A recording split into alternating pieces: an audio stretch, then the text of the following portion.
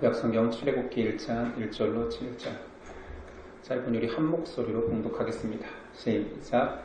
야곱과 함께 각각 자기 가족을 데리고 애굽에 이른 이스라엘 아들들의 이름은 이러하니 르우벤과 시므온과 레위와 유다와 이사갈과 스불론과 베냐민과 단과 납달리와 갓과 아세리요. 야곱의 허리에서 나온 사람이 모두 70이요. 요셉은 애굽에 있었더라. 요셉과 그의 모든 형제와 그 시대의 사람은 다 죽었고 이스라엘 자손은 생육하고 그러나 번성하고 매우 강하여 온 땅에 가득하게 되었더라. 아멘. 오늘 말씀의 제목은 출애굽기는 어떤 책인가? 오늘 히브리서를 마치고 이제 구약성경 출애굽기를 함께 나누려고 합니다. 출애굽기는 요셉의 죽음 이후에 애굽의 삶에서 시작됩니다. 오늘 말씀에는 야곱의 12 아들의 이름이 언급되고 있습니다. 이것이 바로 창세기와 전혀 별개의 책이 아닌 연결되는 책임을 보여줍니다. 말씀에서 요셉이 강조되는 이유는 창세기의 끝이 요셉의 죽음으로 끝나기 때문이며 요셉으로 말미암아 이스라엘 백성이 애굽으로 이주하였고 또한 요셉의 죽음 이후에 자유민이었던 이스라엘 백성들이 애굽에서 포로가 되는 노예 신분이 시작되는 기점이 되었기 때문입니다. 출애굽기를 이해하기 위해서는 모세오경, 모세가 쓴 5권의 책, 창세기부터 신명기까지의 그 전체의 내용을 좀 알아야 됩니다. 모세오경의 전체 주제는 하나님 나라는 하나님이 정한 언약을 통해 이 땅에 실현된다입니다. 그리고 모세오경 하면 여러분들은 두 가지를 떠올려야 돼요. 하나님 나라와 그 나라를 이루고자 하는 그분의 약속, 언약. 출애굽기도 그 전체적인 주제 안에서 먼저 살펴보아야 됩니다. 첫 번째 주제인 하나님 나라라고 했잖아요. 우린 나라에 살면서 국가에 살면서를 알고 있습니다. 국민 주권, 영토. 창세기는 주권인 하나님의 언약, 어떻게 이 나라를 통치하며 이 나라를 이끌어 가겠다라는 정신이 나옵니다. 언약의 시작이 나오지요. 출애굽기, 레위기, 민수기는 그 나라의 백성들이 준비되어가는 과정이며 신명기는 약속의 땅 가나안, 땅이 허락되는 내용입니다. 출애굽기는 그래서 이 전체적인 연관 속에서 바라볼 때 하나님의 택함 받은 백성, 창세기에서부터 하나님이 부르시고 선택하셨잖아요. 그들이 애굽에서 바로의 압제를 받는 그 기점에서, 출애굽기 그 시점에서 왜 하나님이 그들을 자유민으로 부르셔야 했는지, 하나님이 택한 거룩한 씨앗인 그들을 애굽에서 처음에는 정착시키셨습니다. 하나님이 가라 하셨지요.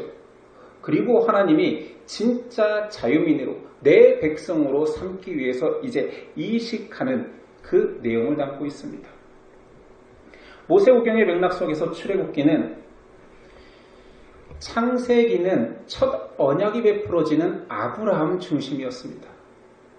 그리고 출애굽기는 그 언약을 이루시고자 하는, 계승시키고자 하는 모세를 통하여서 전개됩니다.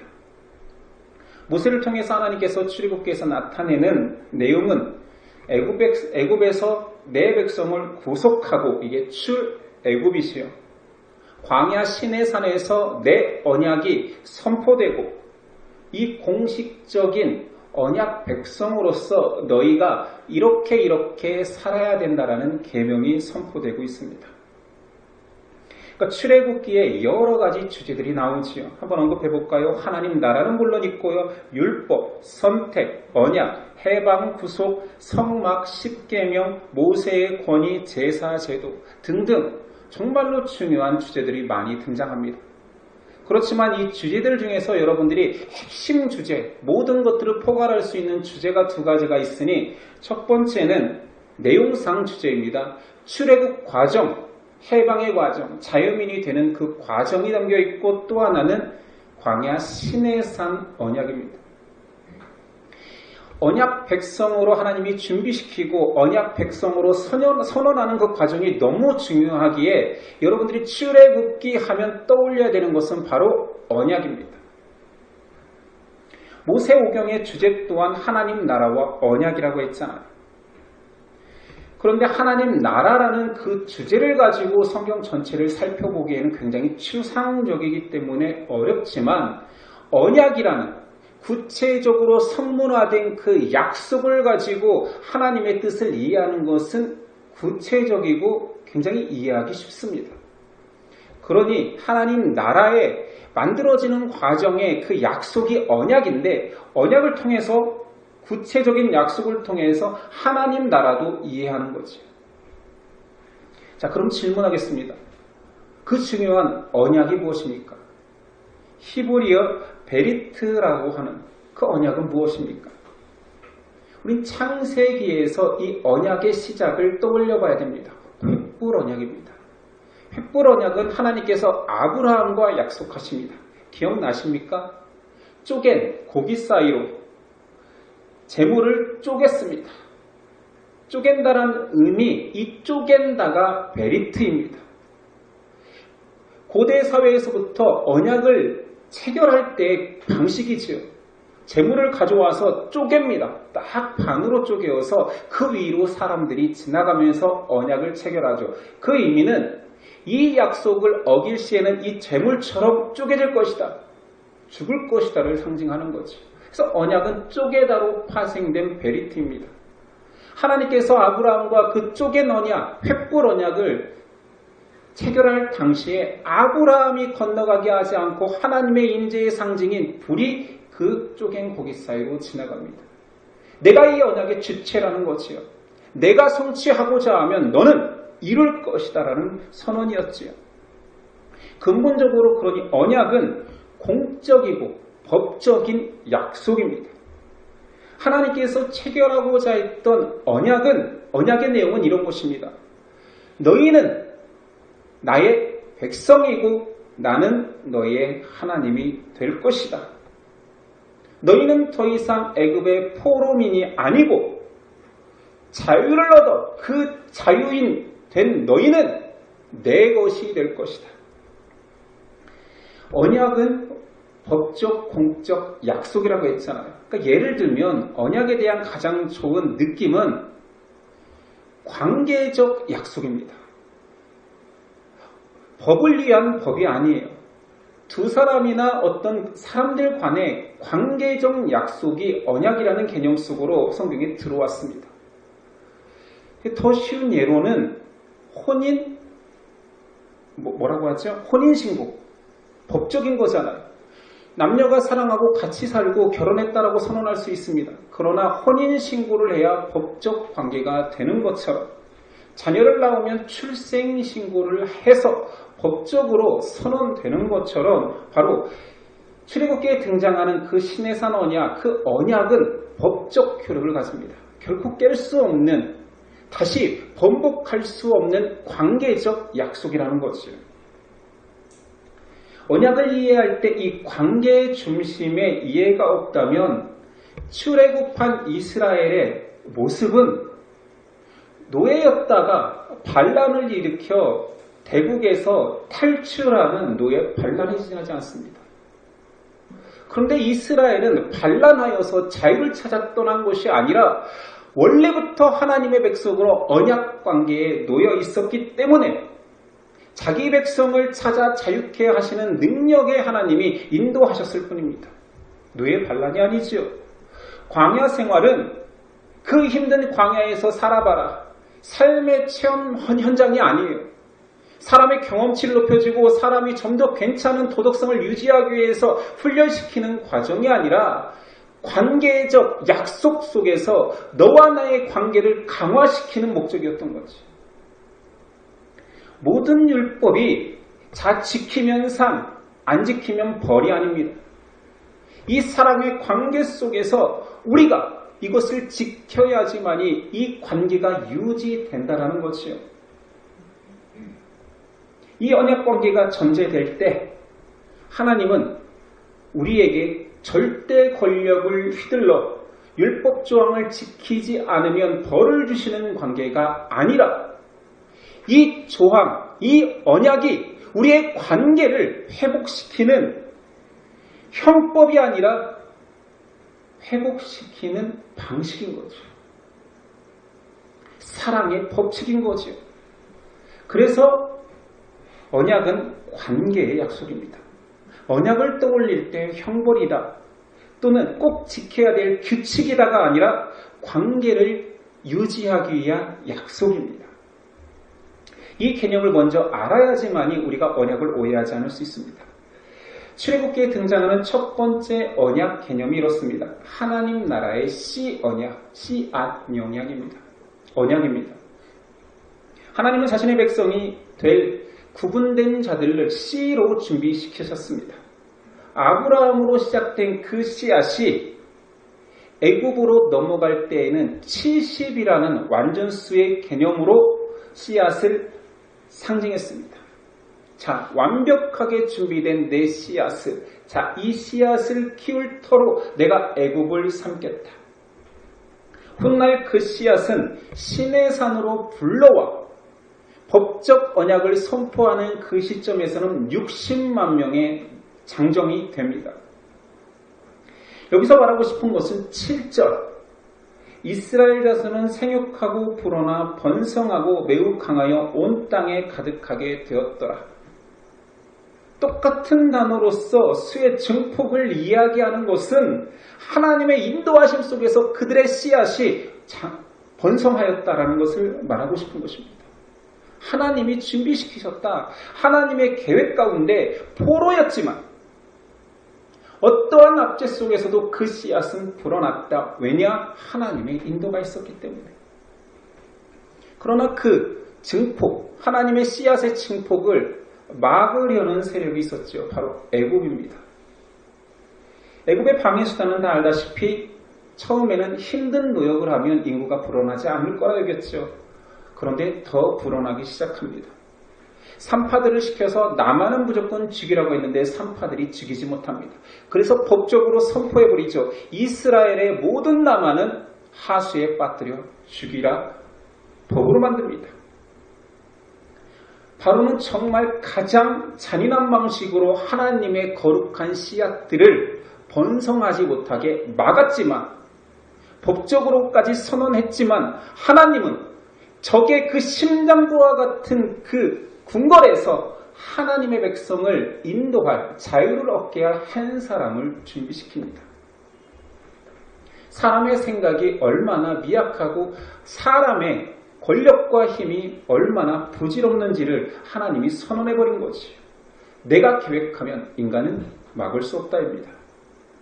그렇게 준비된 씨앗을 하나님은 씨앗을 화분과 같은 애굽에서 키우지 아니하고 이제 내 땅에 옮겨 심겠다 선언하십니다.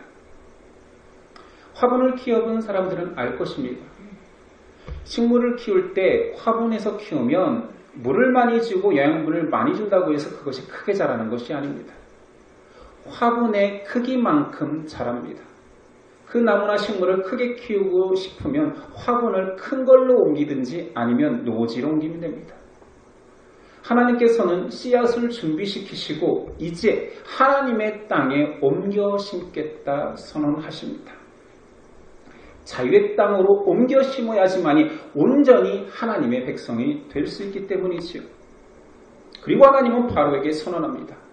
이 씨앗이 자라 약간 자란 이 묘목들은 원래 내 것이다. 그래서 모세를 통해 이렇게 선언합니다. 내 백성을 내보내라. 우리 상식적으로 포로로 살던 그 백성들을 조건 없이 내보낸다라는 것은 애굽에게 바로에게 너무 큰 피해를 주는 거 아닙니까? 너무나 큰 요구를 하는 거 아닙니까? 할 수 있지만 창세기에 답이 있지요. 이스라엘 백성은 처음부터 포로로 잡혀온 게 아닙니다. 전쟁 노예가 아닙니다. 총리 요셉에 의해서 초청받은 귀빈입니다. 그리고 땅을 애굽왕 바로가 직접 사사했습니다. 자유민에게 땅을 주며 환대하며 국빈 자격으로 살게 했는데 이제 와서 노예라니. 원래 자유민이었습니다. 하나님의 요구는 부당한 것이 아닙니다. 하나님은 그 거룩한 씨를 준비하기 위해서 애굽이라는 화분 또는 인큐베이터를 준비했지만 그것은 속박이 아니었습니다. 원래 자유민이었습니다. 그러나 이제 와서 달라고 할 때 출애굽의 의미가 있을 거 아닙니까? 하나님은 그 의미를 애굽의 의미, 광야의 의미, 가나안의 의미를 따로따로 두시며 그러나 절대 변하지 않는 것은 언약 체결의 원칙, 관계성의 원칙은 변하지 아니하고 백성을 위한 과정을 준비했을 뿐입니다. 출애굽은 그렇게 하나님의 계획 가운데서 선포된 사건이며 그 이후에 성문화된 법적 언약, 가장 강력한 언약이 선포되는 장소가 시내산입니다. 하나님께서는 태초부터 자신의 백성들을 약속하셨고 하나님의 형상을 회복한 자신의 백성들을 향한 계획들이 완벽하게 준비되었습니다. 하나님께서 택한 그 씨앗들이 이제 번성하여서 하나님이 원하시는 장소로 옮겨질 것입니다. 그것이 바로 베리트 관계, 언약 관계로 들어가는 백성들이 될 것이지요. 자, 우리가 두 번째 강조돼야 되는 것은 시내산 언약입니다. 첫 번째 언약 개념이 씨로 준비되어서 옮겨 심기 되었다면 두 번째는 시내산 언약인데 이 시내산도 두 가지 개념으로 성경에서 묘사되고 있습니다. 첫 번째 시내산 언약의 묘사는 나무입니다. 앞에서 씨로 설명되었기 때문에 나무는 자연스럽지요. 연약한 순과 같은 어린 묘목을 더 장성한 묘목, 완벽한 나무가 되기 위해서 하나님은 거룩한 땅으로 옮겨 심기 하겠다라는 이미지입니다. 그 옮겨진 땅은 하나님의 땅이요, 하나님의 거룩한 곳이요, 하나님이 돌보시는 곳이라. 그 심겨진 나무는 축복이, 능력이, 하나님의 영광이 함께 할 거라 말하는 것이지요. 예수님도 동일한 이미지를 가지고 설명을 합니다. 마태복음 13장 31절이야. 또 비유를 들어 이르시되 천국은 마치 사람이 자기 밭에 심긴 겨자씨 한 알 같으니 이는 모든 씨보다 작은 것이로되 자란 후에는 풀보다 커서 나무가 되어 공중의 새들이 와서 그 가지에 깃들이느니라. 하나님의 씨, 언약의 이미지는 그대로 나무로 설명되어졌죠.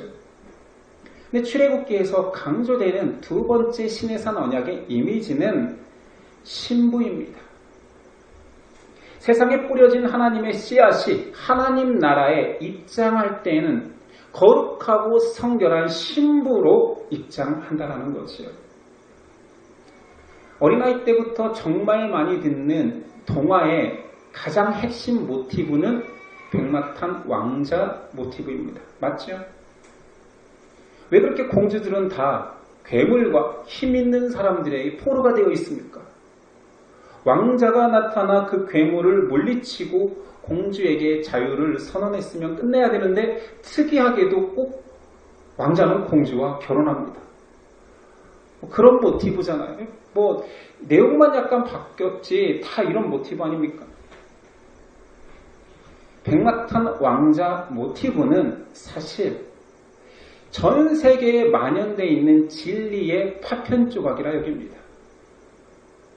모든 구속된 자들을, 죄와 사망에 노예된 자들을 하나님은 왕으로 오셔서 그를 구속해내고 그와 더불어 사는 나라로 초청합니다. 계시록에 보면 예수 그리스도는 백마 타고 등장합니다. 그래서 저는 이 모든 아이들부터 어른까지 다 알고 있는 이 단편적인 이 동화의 모티브는 진리를 대변하고 있다. 그림자라 여깁니다. 그래서 역사라는 히스토리라는 단어는 그분의 이야기가 되는 거죠. 시내산 언약이 홀렛이 결혼 또는 신부라는 이미지로 등장합니다. 그날 시내산 언약이 선포되는 그 언약은 혼인 선포입니다. 그곳에서 하나님의 신부된 자들은 약속의 계명을 받습니다. 신부된 자로 결혼한 자로 어떻게 살아가야 될지, 그 관계를 깨지 않는 비결이 무엇인지를 알게 되는 것이요.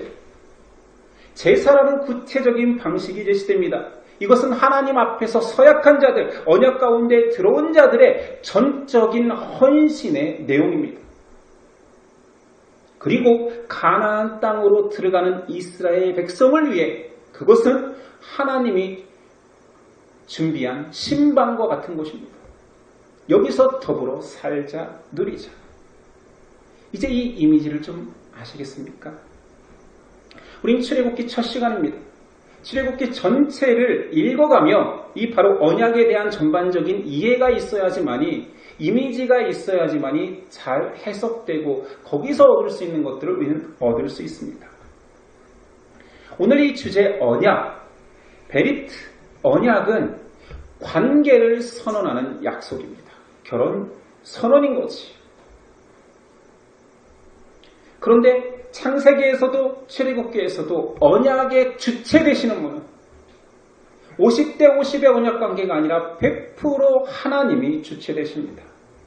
하나님이 해방시키시고 하나님이 신분을 회복시키시고 완벽한 계획을 가지셨고 수립하시고 이행하셨습니다.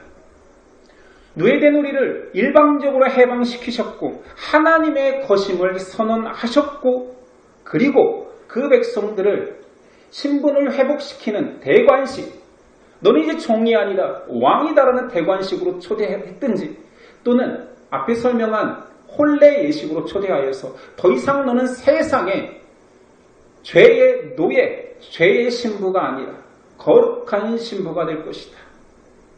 관계 회복을 선언하셨지요. 사람은 그렇게 하나님에 의해서 거룩한 신부가 됩니다. 그런데 원래 그 사람을 묘사하기에 준비된 공주가 아니죠. 준비된 성결한 신부가 아니죠. 죄 가운데 아무 힘을 못 쓰고 죄 가운데 죄 속에서 심지어는 누리며 살던 가련하고 나약한 비참한 여인이었을 뿐입니다. 하나님께서 건져서 신분을 바꿔주겠다고 하지만 노예 근성이 벗어지지 않습니다. 죄 가운데 살았던, 죄를 누리며 살았던 비참한 삶을 그리워하기까지 합니다. 진정한 자유를 맛보기까지 무력감 또는 공포, 좌절을 견뎌야 됩니다. 해방되었지만 여전히 그의 정체성은 죄인이어서 자유인의 정체성을 갖기까지 인내와 자존감 회복의 시간들이 필요합니다. 그래서 광야가 있는 것입니다. 언약 베리티의 이해가 중요합니다. 언약의 핵심은 뭐라고요? 관계의 회복입니다. 법 그 자체는 법 집행을 위한 질서 유지를 위해 많은 법들이 존재하지만 언약의 법률 개념은 관계 회복입니다. 꼭 기억하십시오. 하나님의 율법은 우리를 책망하거나 또는 상 주시기 위해서 그 자체로 존재하는 것이 아니라 관계 회복을 위한 수단이었을 뿐입니다.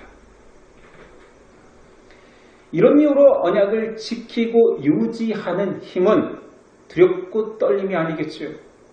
이것을 지키지 않으면 나 벌 받을 거야. 이것을 지키면 상 받을 거야가 아니라 언약 자체가 관계이기 때문에 은혜와 사랑이 언약을 지키는 에너지가 되는 것입니다. 다시 예를 들어볼까요? 결혼 서약을 한 두 부부에게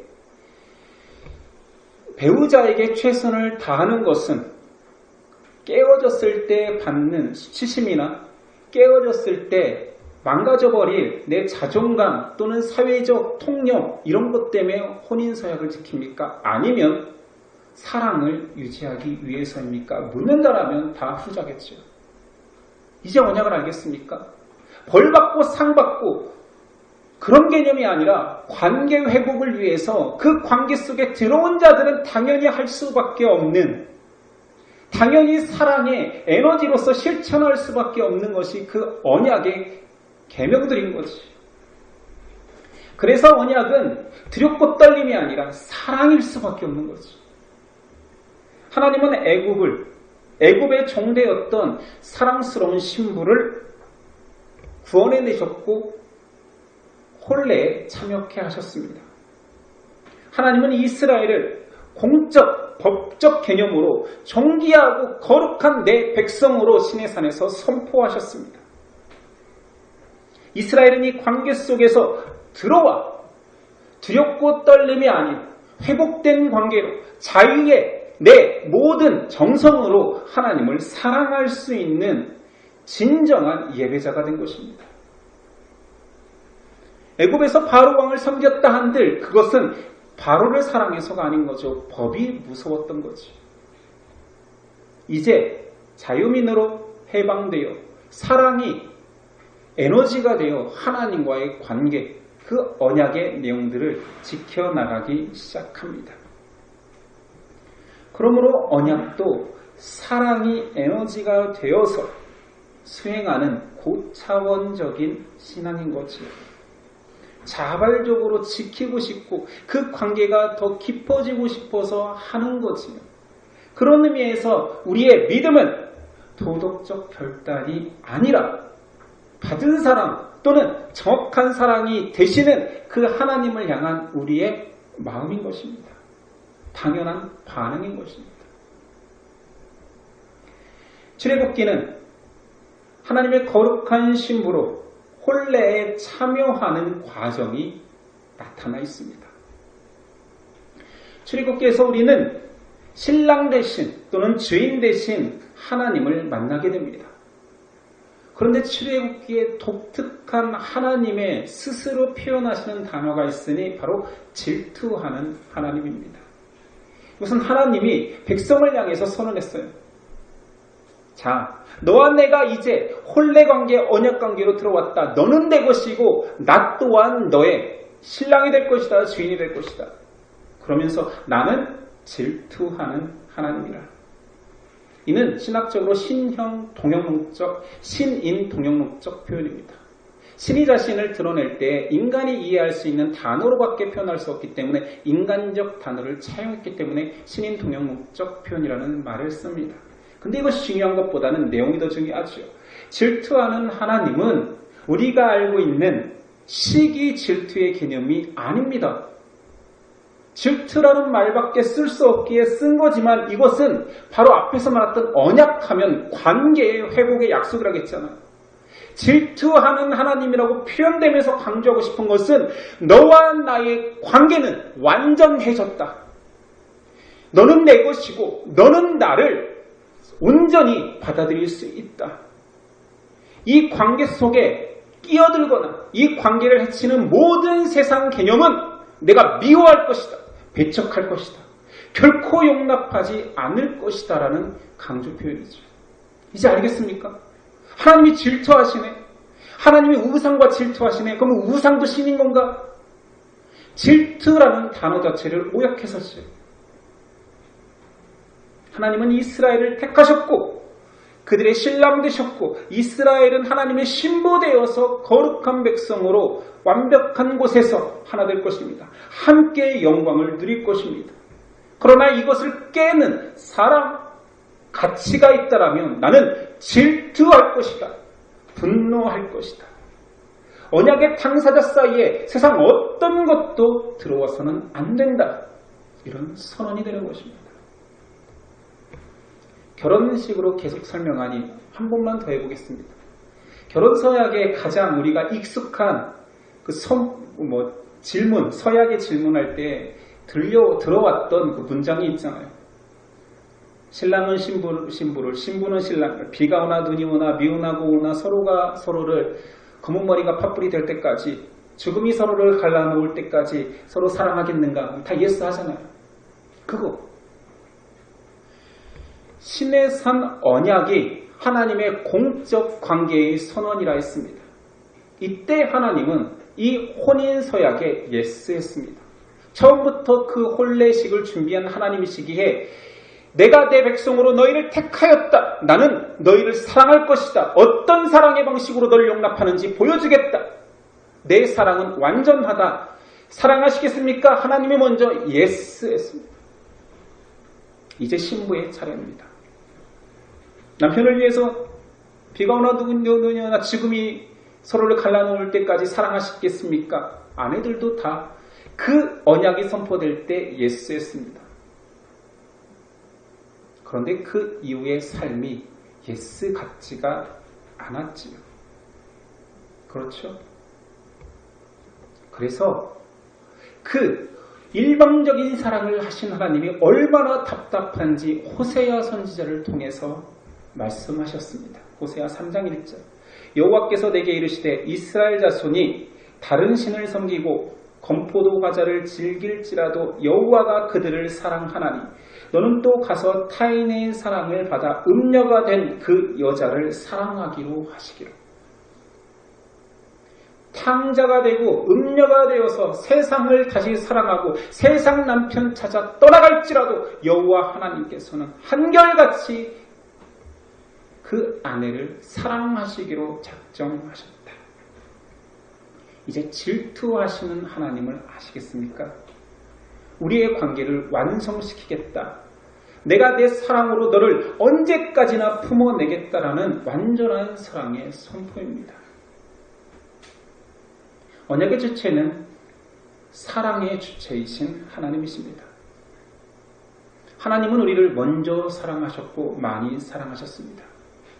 그래서 우리에게 자유를 주시기 위해서 영광을 누리게 하기 위해서 택하셨고 부르신 이후에 내 사랑에 반응해다오, 나중 사랑을 해다오 요구하십니다. 이스라엘과 언약을 맺으신 하나님은 그 언약을 지키기 위해서 최선을 다합니다. 그래서 표현되는 단어는 신실하신 하나님. 어떠한 경우일지라도 변별되지 아니하고 한결같이 그의 약속, 언약을 지키고 그 언약을 위해서 최선을 다하시는 하나님, 신실하신 하나님, 성실하신 하나님으로 등장합니다. 하나님의 최선, 이것은 맹목적인 사랑, 우리가 알고 있는 그 맹목적인 사랑과 정말 다릅니다. 모든 불의를 다 없이하고 덮어주고 인정하는 어리석은 사랑이 아닙니다. 헐리우드식 뜨거울 때 온 세상 모든 주변 사람들을 다 태워버릴 것 같은 그 뜨거운 강렬한 그런 어리석은 사랑이 아닙니다. 자꾸 하나님에게 그런 것들을 요구하고 내가 어떤 죄를 취할지라도 내가 아무리 음녀로 살아갈지라도 내 신랑 되시는 하나님은 나를 다 용납하셔 이게 아가페아라고 말하는 그 못난 인간들을 하나님은 참고 견뎌서 그 못난 그를 그대로 사랑하겠다라는 것이 아니라 내 사랑의 뜨거움 속에 잠겨 그 성품을 바꿔낼 것이다. 내 생명을 다해서라도 보혈로 씻겨서라도 거룩한 백성을 만들어서 내 백성 삼겠다. 이것이 하나님의 사랑입니다.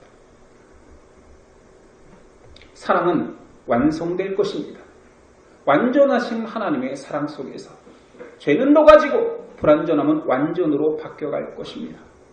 그러기 위해서 하나님 우리를 택하셨고 우리를 언약 백성으로 인치셨고 영광으로 인도하십니다. 7개의 이스라엘 백성은 애굽에서도 하나님을 불신하고 신뢰하지 않았습니다. 광야에서도 하나님을 불신하고 신뢰하지 않았습니다. 심지어 약속의 땅 가나안에서까지 하나님을 불신하고 신뢰하지 않았습니다.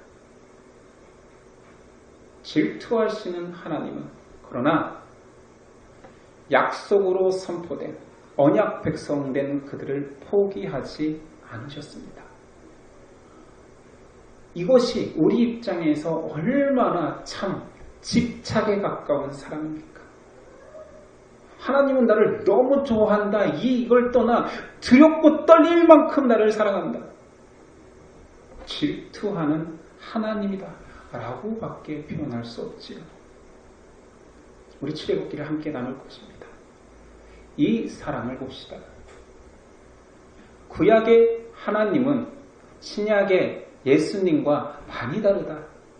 구약에는 분노만 있고 심판만 있고 신약에만 예수님의 사랑이 있다라고 말하는 미숙한 자들을 출애굽기에서 호통하십니다. 아니 이렇게 큰 사랑을 보고도 구약에 나는 사랑의 하나님이 아니라고. 그래 몰랐으니까 자 출애굽기에서 내 사랑을 한번 봐라. 읽어보라. 느껴보라. 그리고 그 사랑을 깨달아 감격하라. 하나님의 사랑은 구약에서도 신약에서도 창세기에서도 계시록까지도 한결같이 크고 놀랍고 완전합니다. 우리 그 하나님을 만나러 갈 것입니다. 그 하나님을 언약 가운데서 언약을 위해 일하시고 투쟁하시고 구속하여서 자유민 만들어 우리를 자신의 거룩한 백성 삼으시는 그 집착에 가까운 하나님의 크신 사랑을 알고 깨달아 그 사랑의 작은 부분이라도 고백하는 저와 여러분 됩시다. 기도하겠습니다.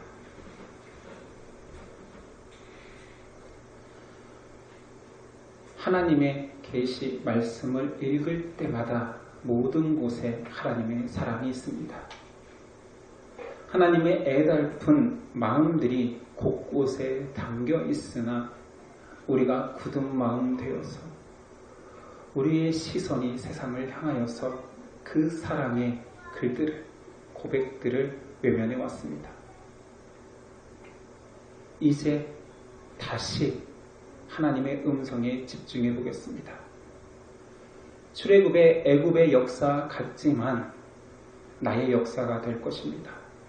내 믿음의 여정이 될 것입니다. 이 속에서 하나님은 나를 변화시키실 것입니다. 말씀이 나를 변화시키는 에너지 되도록 역사해 주시고 성령님 함께하여 주시옵소서. 출애굽기의 모든 여정 가운데 함께 하시고 인도하시 예수 그리스도의 이름으로 기도드렸습니다.